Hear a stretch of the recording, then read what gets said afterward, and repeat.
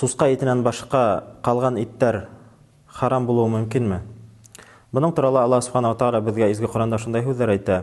Аузу биллаһи минаш шайтанир раҗим. Бисмиллаһир-рахманир-рахим.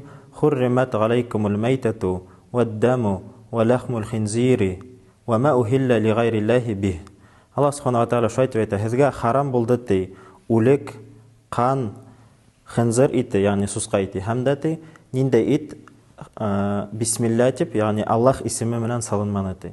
Ягъни безнең сусқа итеннән башка һәрбер ит харам булуы мөмкин, әгәр дә ул ит бисмилла дип салынмаһа, Аллаһ исеме менән салынмаһа.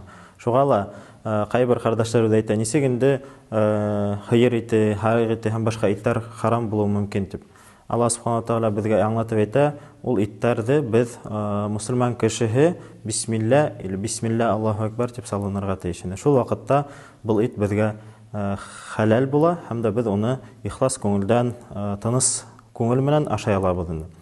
Ни өчен без үзебезне халал иткә, халал ризыкка нык игътибар бирәбез? Аллаһ Субханаһу ва Тааляның Рәсүле саллаллаһу алейхи ва саллям шундар сүзләр әйтә: "Кеше ди, бер кеше алыс юлдар сәфәрдә йөреп, алыс аралар үтеп, үзенең сәстәре тузып бетеп ди, Аллаһка кулын күтәреп ди, һорар ди: 'Я Рабб, я Раббым, я Раббым' дип һорар ди, һәм дә Аллаһ Субханаһу ва Тааля уга җавап бирмәй ди. Ягъни ни өчен? Чөнки уның ашаганы харам, уның эскәне харам, уның кигәне харам ди, һәм дә ул туклана харам менән ди. Аллаһ Пәйгамбәр саллаллаһу алейһи ва саллям шундай һорау. Уның һорауына, уның дуаһына Аллаһ Субханаһу ва Тааля җавап бирерме ди?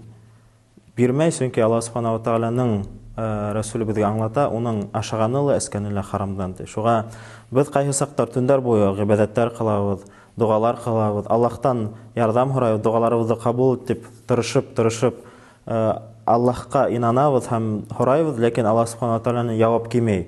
Ни өчен? Чөнки безнең ашавыбыз, исүбез харам. Шуңа без үзебезнең туклануыбызга зур игътибар бирәйек. Һәрбер эшләгән эшебез, ашаган азык, кигән киемебез халалдан булһын һәм шунда безнең үзебезгә, балаларыбызга, гаиләләребезгә бәрәкәт килсен.